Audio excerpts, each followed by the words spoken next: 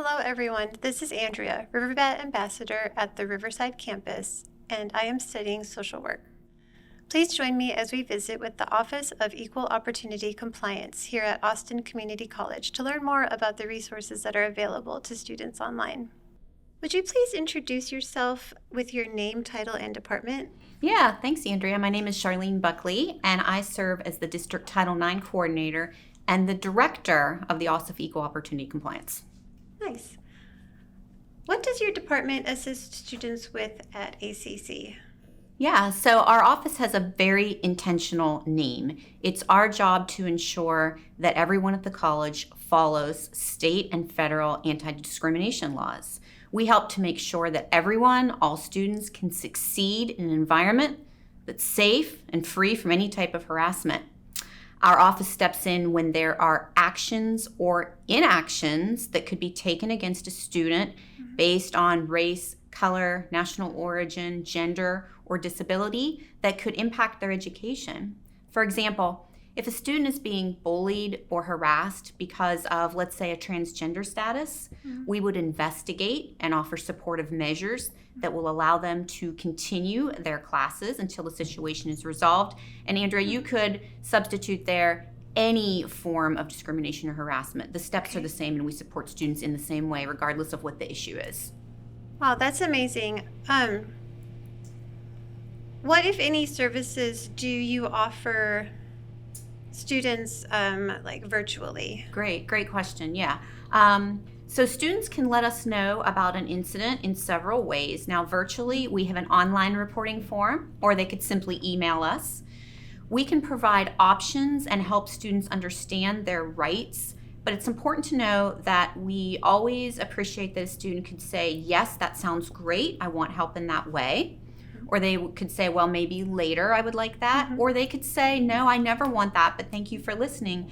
Depending on what the incident is, we can arrange different kinds of support, like talking to a clinical counselor, or just talking with one of our investigators, or accessing a variety of resources that are available online on our webpage.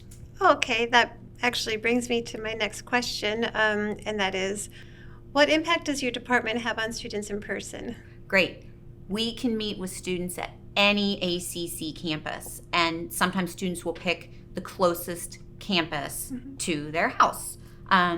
And they can meet one of our investigators, and we understand that because of the traumatic nature of some of the things that people are dealing with, you can establish a connection one-on-one that can be a little more powerful, can be easier for people to share and talk about options when they meet with someone in person. So we're happy to do that as we can. Also, let's say a student is attending an in-person class and someone is making them uncomfortable. Right. Here we would work with the faculty member to look at options, and that could include alternatives such as changes to class assignment or class schedule until we can get it sorted out so the student doesn't fall back in their class or anything like that. They can keep going.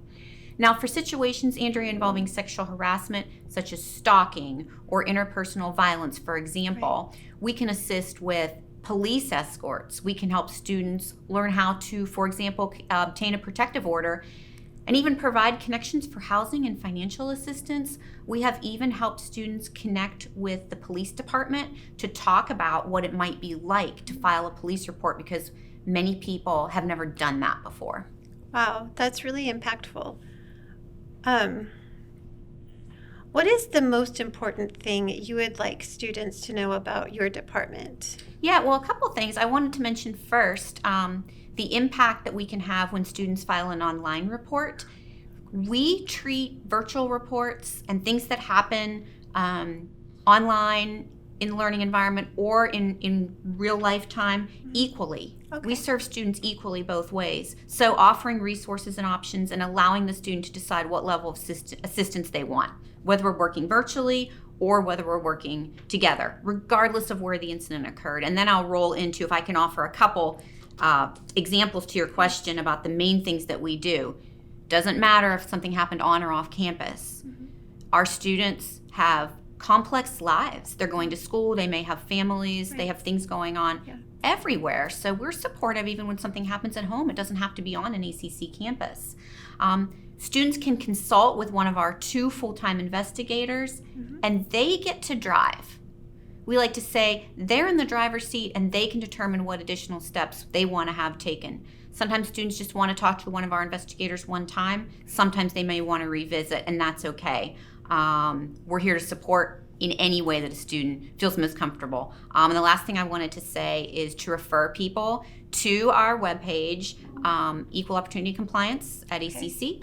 And you will find us there, and we're easy to get a hold of, and students can have a look at the kind of resources and options and opportunities that we can provide. So thank you, Andrea.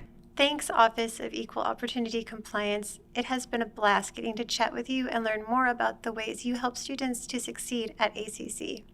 As a student, I hope that you take full advantage of the many resources and opportunities we have available to us online and in person at ACC. See you soon.